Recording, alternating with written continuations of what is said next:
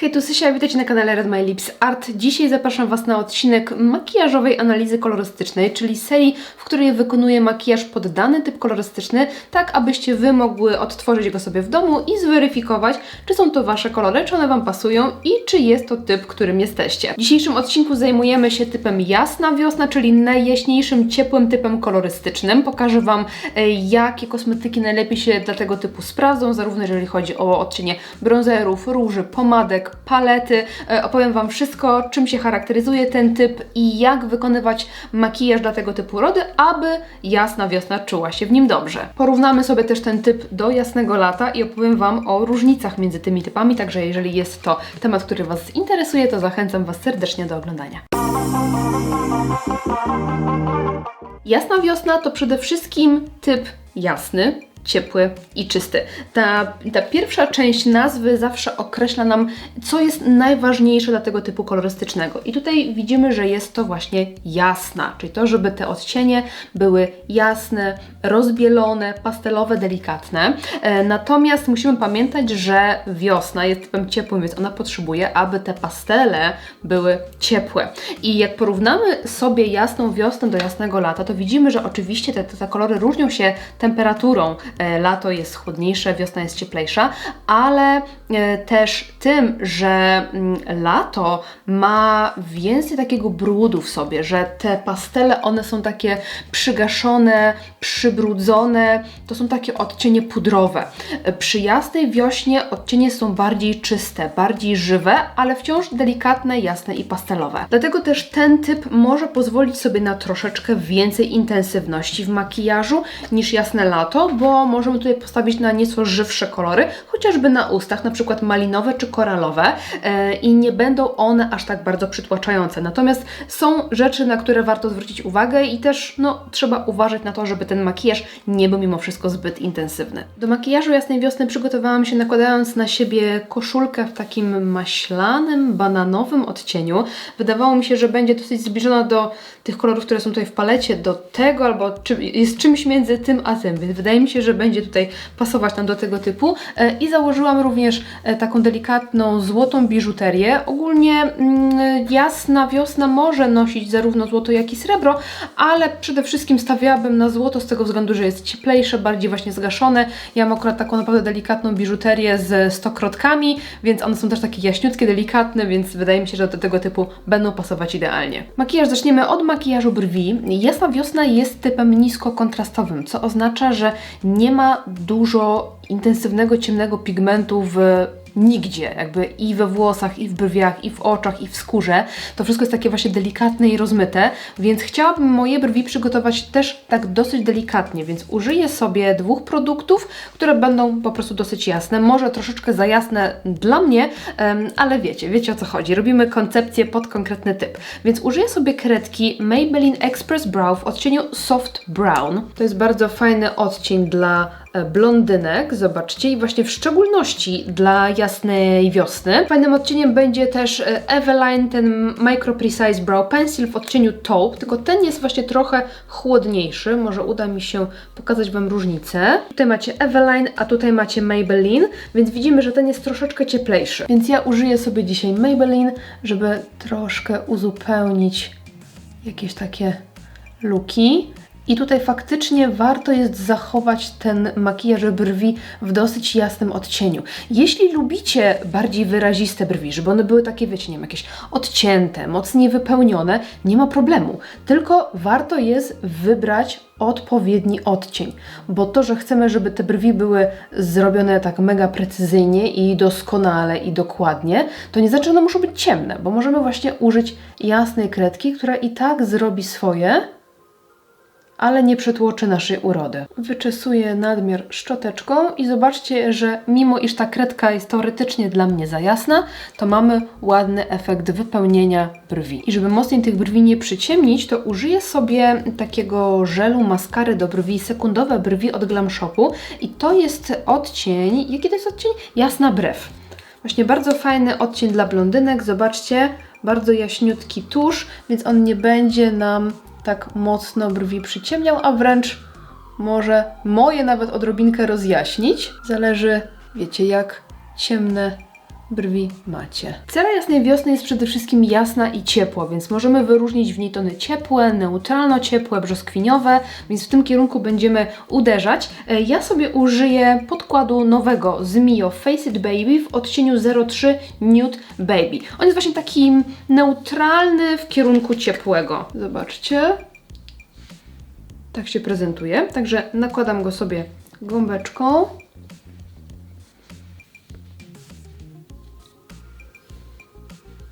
Oczywiście w kwestii podkładów zawsze dobieramy pod siebie. To też nie jest tak, że każda cera będzie miała takie same tony, jeżeli jesteście jasną wiosną.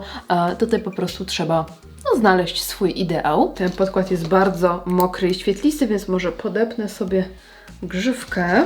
I jak mówimy sobie o brzoskwiniowych tonach, to może sobie użyję color correctingu pod oko właśnie brzoskwiniowego. To jest akurat color correcting z Glam Shopu brzoskwiniowy. I nałożę go tak właśnie, żeby delikatnie zneutralizować niebieskie tony pod okiem. I na to kropelka korektora, dosłownie kropelka. Wszystkie produkty macie wypisane na dole w opisie, gdybym czegoś nie powiedziała, nie wspomniała. Przypudruję się moimi standardowymi pudrami i przechodzimy do konturowania. Jestem trochę blada teraz tutaj w centralnej części twarzy, bo nałożyłam sobie sporo tego pudru, żeby mi się tak fajnie zapiekł, także zbiorę sobie nadmiar za chwilę. A my przechodzimy do bronzera. Jak nie trudno się domyślić, będziemy tutaj potrzebowali nieco cieplejszych tonów niż w przypadku letnich typów urody.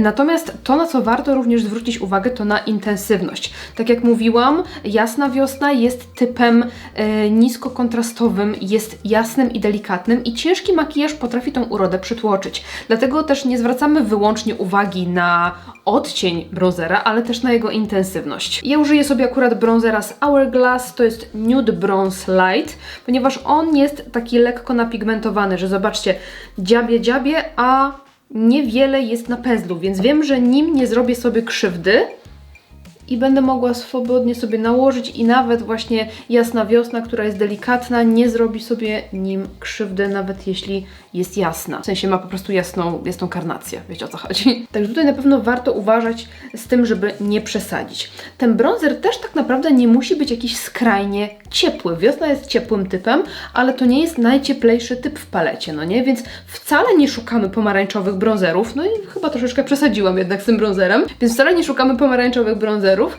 Mogą one być nieco cieplejsze. Nie szukamy na pewno jakiejś szarości, takich brudnych tonów, ale też niekoniecznie pomarańczowych. Jeśli chodzi o róże, to zwróćmy uwagę na tą paletę. Na pewno bardzo fajnie sprawdzą się delikatne, pudrowe róże, ale też wszelkiego rodzaju takie brzoskwiniowe, koralowe tony, malinowe, czyli no idziemy w ten ciepły kierunek. Bardzo ładnie będzie prezentował się tutaj na przykład duochromowy róż z Mexmo, to jest Summer Love. Zobaczcie, przepiękny, właśnie taki idący w brzoskwinie, mieniący się subtelnie na złoto, więc będzie absolutny ideał.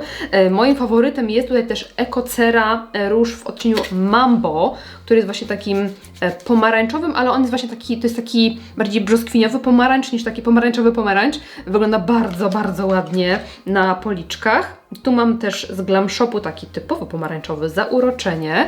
I ten jest taki, widzicie, taki żywszy pomarańczowy. To te dwa zdecydowanie najlepiej będą, bo one są takie jaśniutkie, prawda? Ten już jest intensywniejszy, także właśnie szukamy też czegoś takiego dosyć subtelnego. Tu mam na przykład taki z Flower Nose, który jest nieco bardziej różowy. Tak, ale też podobny do tego, czekajcie, bo rączek mi brakuje, do tego, co jest tutaj w tej palecie, no nie? Pomyślałam jeszcze o tym różu z Belle, który powstał we współpracy z Fog in the Garden. Zobaczcie, też bardzo ładny, taki cieplejszy odcień, ale nie taki typowo, wiecie, pomarańczowy, żółty czy coś takiego. Z kremowych te mi się bardzo spodobały z Hean, to są Desire Blush, takie w sticku. I tutaj jest odcień Rosy Latte 01, taki bardziej różany, a tutaj absolutny ideał Sunset Muse 03. Zobaczcie, no prześliczne róże. A mnie dzisiaj zdecydowanie woła ten róż z Mexmo, także użyjemy sobie tego i użyję tego samego pędzelka, którym nakładałam przed chwilą bronzer. No zobaczcie, idealny, subtelny, niezbyt żywy, niezbyt mocny. Tego nakładam bardzo delikatnie, bo go da się zbudować do bardzo intensywnego. Ale ma właśnie przepiękny, delikatnie zgaszony, idący w kierunku ciepłego odcień, więc też nie będzie wyglądał jak pomarańczowa plama. I mamy od razu taką przewspaniałą świetlistość tego policzka. Jeśli chodzi o rozświetlacze, ja bym sobie już odpuściła, bo ten policzek błyszczy się dosyć wyraźnie, ale jeżeli potrzebujecie kupić sobie w takim odpowiednim odcieniu, to na pewno możemy pójść spokojnie w takie klasyczne szampańskie odcienie, czyli właśnie tego typu. To akurat jest paletka też z Maxmo Facetune. Zobaczcie, taki wiecie, klasyczny szampan, czyli niekoniecznie takie srebrne, srebrzyste, białe, ale też nie muszą być, wiecie, złote, pomarańczowe i tak dalej. Tu mam na przykład Irenę Eris, tego typu odcienie, także mogą być cieplejsze, mogą być szampańskie, takie neutralne, albo kolorowe, jak chcecie. Możemy przejść do makijażu oka, więc zaczniemy sobie od przeglądu paletek, które fajnie sprawdziłyby się u Jasnej Wiosny. Oczywiście wykorzystam te paletki, które ja posiadam w swojej kolekcji i pokażę Wam te, które w moim odczuciu najlepiej by się sprawdziły. Więc zaczniemy sobie od takich, które są najbardziej takie basicowe, podstawowe, brązowe, więc tutaj oczywiście znowu Stars i Nude Star, paletka neutralna, brązowa, 9, niedroga, podstawowa, cieplejsza. Uważam, że bardzo dużo tych odcieni spokojnie Jasna Wiosna mogłaby sobie wykorzystać. Szczególnie, że mam tutaj taką leciutką, zgaszoną brzoskwinkę, która też fajnie by nam ten makijaż dociepliła. Mamy fajny, ciepły beż, takie wiecie, brązy, troszkę złota, troszkę miedzi, która też tutaj bardzo fajnie by się sprawdziła. Te odcienie wszakże one mogą się wydawać nam ciemne, no ale pamiętamy, że Jasna Wiosna też może sobie czasami zrobić jakąś delikatną kreseczkę, czy zagęścić sobie linię rzęs, więc takie ciemnocienie też się jak najbardziej przydają. Pomyślałam sobie jeszcze o paletce Santorini, która jest już takim połączeniem neutralnych i trochę kolorowych odcieni. Jest to paletka ciepła, idealna paletka wakacyjna, w ogóle jedna z moich ulubionych. I zobaczcie, że mamy tutaj przepiękne, właśnie całkiem sporo jasnych odcieni, takich jak właśnie beż, jakiś taki zgaszony róż. Mamy też takie pastelowe żółcie, brzoskwinki. Tutaj zobaczcie, ten brzoskwiniowy odcień jest mega podobny do tego, co mamy tutaj w paletce. Także uważam, że ta też będzie super, szczególnie, że mamy tutaj też bardzo ładne takie błyski, odrobinkę takiego zgaszonego, pudrowego różu. No widzimy, że tutaj w tej urodzie jest trochę takich pudrowych, beżowych, lekko brzoskwiniowych odcieni, więc super. Mówię, takie troszeczkę ciemniejsze, jakieś takie ciemne brązy, odrobina burgundu, spoczko. Myślę, że jedynie te mogłyby być trochę za mocne, ale to nie znaczy, że musimy, wiecie, taki kolor nakładać na całą powiekę, bo to są błyszczące cienie. Jakby nałożyć na przykład taką delikatną kreseczkę wzdłuż linii rzęs, to spokojnie, nawet Jasna Wiosna, która jest delikatną urodą, spokojnie by się obroniła, więc ta paletka też uważam, że bardzo fajnie by się dla tej urody sprawdziła. No a jeżeli chodzi o kolory, no to przede wszystkim czego szukamy? No szukamy pasteli. Pasteli, które będą ciepłe. Na pewno bardzo polubi się Jasna Wiosna z różami, więc pomyślałam sobie od razu o tej ślicznej paletce z Flower Nose. To jest Bunny Garden Collection i ta jest 03 Ruby Berry. Taka bardzo delikatna, różowa paletka. Ona, zobaczcie, że ma bardzo sporo właśnie jasnych odcieni, bo tutaj mamy prawie biały. To są takie odcienie, zobaczcie, takie toperki, bardzo subtelne. Te odcienie też super. No i coś do takiego delikatnego przyciemnienia właśnie przy linii rzęs. Świetna paletka. Myślę, że największym absolutnym hitem i ideałem dla Jasnej Wiosny będzie Maxmo Pastel Drip, oczywiście, bo to jest po prostu idealna paletka dla wiosny. Pokażę Wam dla porównania pastel Miami, którą polecałam Wam przy typach letnich. To jest idealna paletka dla jasnego lata, a tutaj jest idealna paletka dla Jasnej Wiosny. I widzimy, że one obie są dosyć podobne, natomiast ta jest zdecydowanie chłodniejsza, ale też jaśniejsza i taka bardziej zgaszona, bo właśnie letnie typy urody, one charakteryzują się tym, że mają troszeczkę więcej brudu w sobie, że tak powiem, w tych kolorach. One są takie przypudrowane, takie no pudrowe. Natomiast wiosna ma troszeczkę żywsze te kolory, co właśnie widzimy idealnie w tych paletach, że te są troszeczkę jakby ciemniejsze i żywsze i to są idealne odcienie, idealne, zobaczcie, zielenie, taka przepiękna trawiasta zieleń, taka nieco żywsza tutaj. Co my tu jeszcze mamy? Właśnie jakąś brzoskwinkę. To jest oczywiście nie cała paleta, więcej jest tych kolorów. Wygooglujcie sobie, żeby zobaczyć pełną, ale to myślę, że jest absolutny ideał i piękne takie toperkowe błyski, więc jeśli chodzi o kolorki, to na pewno to będzie paleta idealna. Oczywiście pastel Miami też można by było sobie używać. Ona jest chłodniejsza, ale to wiecie, zależy od koncepcji makijażu, tak? Mamy tutaj też kilka takich odcieni troszeczkę cieplejszych, które też by się sprawdziły spoczko. Z pastelowych Cosmic Brushes Delicious Delights. To jest trochę taka żywsza paleta. Te pastele są takie intensywniejsze, ale mamy też sporo odcieni, które fajnie się jakby odbijają w tej palecie. Tak, jakieś takie niebieskości. Tutaj mamy fajne róże. Mamy właśnie jakieś takie mięty i tak dalej, więc to też jest bardzo fajna paletka dla jasnej wiosny. Jeżeli potrzebujemy trochę więcej tego koloru, żeby on był troszeczkę intensywniejszy, ta super. Pomyślałam jeszcze od Oden's Eye Ice Crystal, chociaż ona jest bardziej chłodna, ma więcej chłodnych odcieni. Mamy też oczywiście jakieś takie brzoskwinki, korale, pomarańcze. Natomiast mówię, jeśli te kolory będą jasne i one będą, wiecie, gdzieś tam delikatnym akcentem, to spokojnie możemy też pójść sobie w nieco chłodniejsze, więc uważam, że ta paletka też jak najbardziej. I pomyślałam też o tej nowej paletce od The Dots, czyli Sky Whisper. Tutaj mamy takie lekko przybrudzone pastele, więc też będą bardzo fajnie wyglądały dla jasnej wiosny. Ta paletka jest taka pomieszana, bo mamy tutaj troszkę i cieplejszych, i chłodniejszych odcieni, troszkę żywszych, troszkę bardziej zgaszonych, więc uważam, że tutaj też dużo by się fajnych rzeczy udało zrobić. Natomiast mówię, jeżeli chodzi o pastelowe paletki, no to moim typem zdecydowanie jest Pastel Drip, a z takich neutralnych Santorini. Na powiekach mam już bazę, więc przechodzimy sobie do naszej paletki. Ja zacznę sobie właśnie od tej Santorini. Większość ulubionych moich pędzelków czeka na pranie, także jakoś sobie muszę poradzić z mniej ulubionymi. Zacznę sobie od tego ładnego beżu. Tak się nazywa. Zaznaczę nim delikatnie załamanie, żeby łatwiej mi się blendowało później inne kolory. Chciałabym mieć taką bardzo delikatną, jasno-brązową bazę, którą delikatnie sobie rozetrzemy z subtelnym kolorkiem, więc myślę, że połączę sobie ładny beż z małą mleczną, z takim delikatnym brązikiem, żeby tylko leciutko wykonturować sobie oko, takie wiecie, wydobyć z naszej twarzy. Możemy też do tego spokojnie użyć bronzera, nawet nie potrzebujemy cieni. Mam wiele próśb o to, żeby robić też w tej serii kolorowe makijaże, ale słuchajcie, ciężko jest mi dogodzić wszystkim. To chciałabym, żeby ten odcinek był taki uniwersalny dla każdego, żebym miała pewność, że jeżeli zrobicie ten makijaż, to będziecie faktycznie wiedzieć, czy jesteście danym typem kolorystycznym. Na tym polega ta seria. Niewykluczone, że w przyszłości zrobię na przykład kontynuację tej serii i zrobię jakieś inne makijaże, ale mówię, jak zacznę robić kolorowe, to ktoś będzie prosił o neutralne. Nie jestem w stanie dogodzić wszystkim.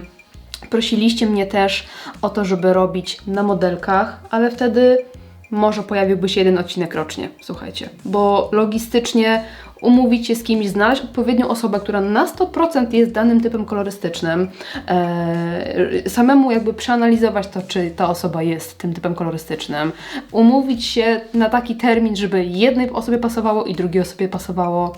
To jest naprawdę w obecnych czasach logistycznie bardzo trudne. Może kiedyś zrobię, ale chciałam po prostu pokazać Wam konkretny makijaż. Ten odcinek nie jest analizą kolorystyczną. Ten odcinek ma pokazać Wam, jakie kolory używać w danym typie kolorystycznym, żebyście Wy sami sobie sprawdzili u siebie, czy te kolory Wam pasują, czy nie. Okej, zagadałam się, a nie mówię Wam, co robię. Także słuchajcie, cały czas połączeniem tych dwóch kolorów konturuję sobie oko, więc zaznaczam sobie delikatnie zewnętrzny kącik, lekko załamanie, dolną powiekę, tak żeby był tylko taki efekt, że to oko jest trochę bardziej widoczne, ale żeby nie było ciemne.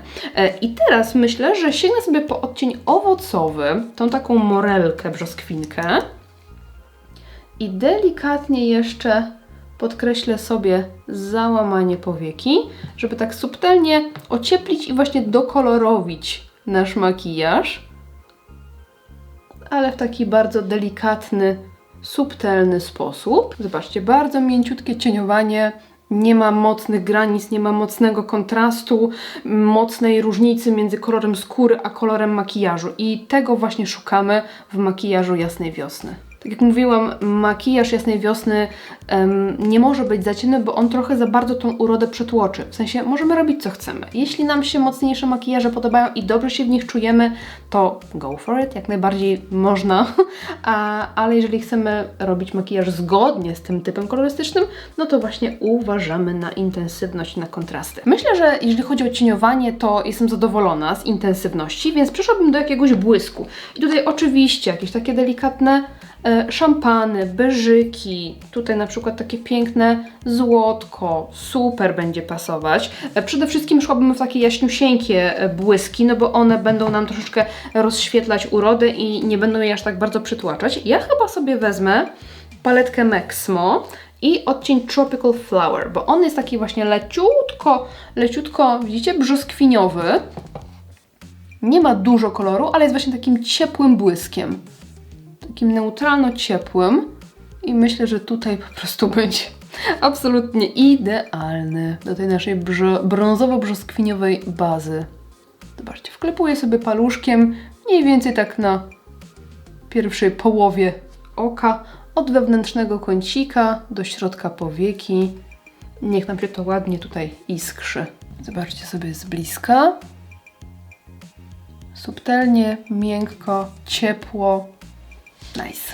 Nie musimy tutaj całkowicie rezygnować z braku intensywności i z braku kontrastu, bo możemy sobie do tego zrobić na przykład cieniusieńką kreseczkę, czy zagęścić sobie linię rzęs. Może tak zrobimy, tak dla zaprezentowania. Wezmę sobie może odcień kokosy, ten taki średni brąz, skośny pędzelek i możemy sobie tutaj tak wejść pomiędzy rzęsy tym pędzelkiem, czyli nawet nie malujemy kreski na powiece, tylko wchodzę między rzęsy i robię taki zygzaczek, dosłownie kilka ruchów i zobaczcie już teraz, jak porównamy sobie jedno oko i drugie, jaka jest różnica, że przy tym mamy takie wyraźniejszą tą linię rzęs i od razu oko staje się bardziej wydobyte. Warto pamiętać tylko o tym, że nasza linia rzęs, nasze oko, to nie jest tylko ta część, tak? Że wewnętrzny kącik też istnieje, więc jeżeli sobie robicie takie zagęszczenie, to warto sobie też dojechać tutaj praktycznie aż do wewnętrznego kącika, bo wtedy oko jest powiększone, bo jest po prostu cała jego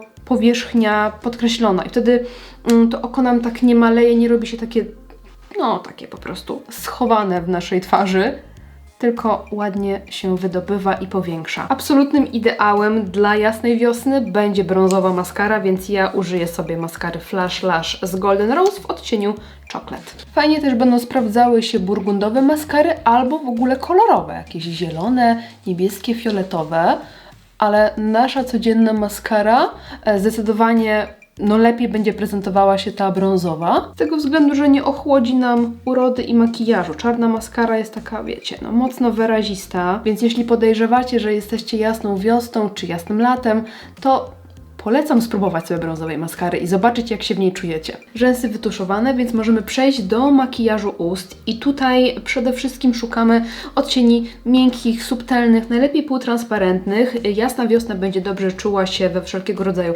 błyszczykach czy takich szminkach nawilżających, bo te mocne, ciężkie, matujące mogą trochę za bardzo tą urodę przytłoczyć. Też takie wyraźne kontury, wyraźne granice mogą być zbyt przytłaczające, dlatego na co dzień bardzo polecałabym błyszczyki z delikatnym kolorem albo szminki nawilżające o takim błyszczącym wykończeniu, ale raz na jakiś czas oczywiście możemy sobie na większe specjalne okazje użyć szminki z bardziej wyrazistym kolorem i uwaga, niekoniecznie ciemnym, ale możemy na przykład postawić na czerwień w nieco bardziej arbuzowym odcieniu albo malinowy odcienie na ustach. Więc jeżeli mamy ochotę na taki akcent na ustach, możemy oczywiście jak najbardziej na taką pomadkę postawić. Możemy wtedy po prostu doklepać ją sobie delikatnie palcem, żeby nie była aż zbyt mocno, wiecie, kryjąca i wyrazista. Także zrobimy sobie mały przegląd tego, co ja akurat u siebie miałam. Zaczynając od konturówek. Tutaj możemy sobie pójść w konturówki, które będą miały delikatnie beżowy, brązowy odcień, ale taki, wiecie, nie za ciemny, troszeczkę cieplejszy, ale też jakieś subtelne, miękkie, herbaciane róże. Z brązów pomyślałam na przykład o Mio Lip Contour Scriber w odcieniu Walnut, czyli 03. To jest taki brąz z odrobiną różu, też nie jest bardzo ciemny. Spoczko też sprawdziłby się 05 Nougat. On ma więcej neutralnych tonów. Wiecie, to też zależy od tego, na co konkretnie danego dnia mamy ochotę i jaki mamy makijaż i ubranie, więc tych konturówek czy opcji na usta warto jest mieć kilka. Myślę, że fajnie sprawdziłby się też ten produkt z Rimmel Oh My Plum Lip Shaper w odcieniu 050 Cafe Latte, bo to jest taki fajny, neutralny brązik, nie za jasny, nie za ciemny, w ogóle bardzo fajną formułę ma ta konturówka, jest taka mięciutka. I coś delikatnie bardziej różowego. Tutaj wybrałam akurat YSL Love Nude Kiss Shaper w odcieniu 1. Coś bardziej różowego, ale nie za chłodnego. Czyli nie szukamy takich pudrowych, bardzo zimnych, czy idących w fiolet róży, ale właśnie taki róż z beżem, taki nudziak, taki klasyczny nudziak. Jeśli chodzi o błyszczyki, to oczywiście jakieś takie, wiecie, klasyczne, beżowe, delikatne, spoczko. Myślę, że fantastycznie też sprawdzą się odcienie brzoskwiniowe. Tutaj na przykład mam Glam Shop Luxe w odcieniu Karo i uważam, że to jest idealny błyszczyk dla jasnej wiosny, bo ma właśnie takie piękne brzoskwiniowe tony, troszkę więcej krycia. Nie błyszczyk, ale błyszcząca pomadka. Tutaj akurat mam Stars High Shine Melting Lipstick w odcieniu 02 Randka. I on jest taki, zobaczcie, transparentna, subtelnie brzoskwiniowo-koralowa. I takie właśnie melting pomadki tutaj u jasnej wiosny będą sprawdzały się absolutnie genialnie. Myślę, że cudownie wyglądać będzie też ta nowa Juicy Lips z Hean w odcieniu 06 Sunset Sorbet, bo ona też jest taka lekko brzoskwiniowa, ma troszkę więcej drobinek takich metalicznych i daje taki, no właśnie taki lekko perłowy, metaliczny blask i będzie te usta tak subtelnie rozjaśniać, więc to też jest super opcja, właśnie ten konkretny odcień petarda. I z takich troszkę mocniej kryjących, tutaj wybrałam Yves Saint Laurent, w ogóle świetne są te pomadki nowe. To jest Love Nude Lip Blusher, odcień 01. Zobaczcie, taki delikatny różyk, ale idący raczej w ciepłym kierunku, no nie? Świetne są w ogóle formuły tych pomadek. Jak na drogą pomadkę, to wiecie, formuła musi być i ta jest naprawdę bardzo fajna. Myślę, że spokojnie klasyczek, czyli Charlotte Tilbury Pillow Talk. Ta jest bardziej zgaszona, ale też spokojnie tutaj nasza uroda jasnej wiosny da radę. Mam tutaj też dwie pomadki z YSL Rouge Pure Couture The Bold i tutaj mam 10. Ta jest, zobaczcie, bardziej już wyrazista. To mówię właśnie w takim przypadku do na przykład jakiejś, wiecie, wyjściowej kreacji, ale możemy sobie to delikatnie rozklepać i też będzie petarda. A tutaj mam 8. Zobaczcie, też jest dosyć intensywna. To jest cieplejsza, taka bardziej idąca w cegłę, więc wydaje mi się, że ta 10 będzie perfekto. I nawet taka pomadka, malinowa, zobaczcie.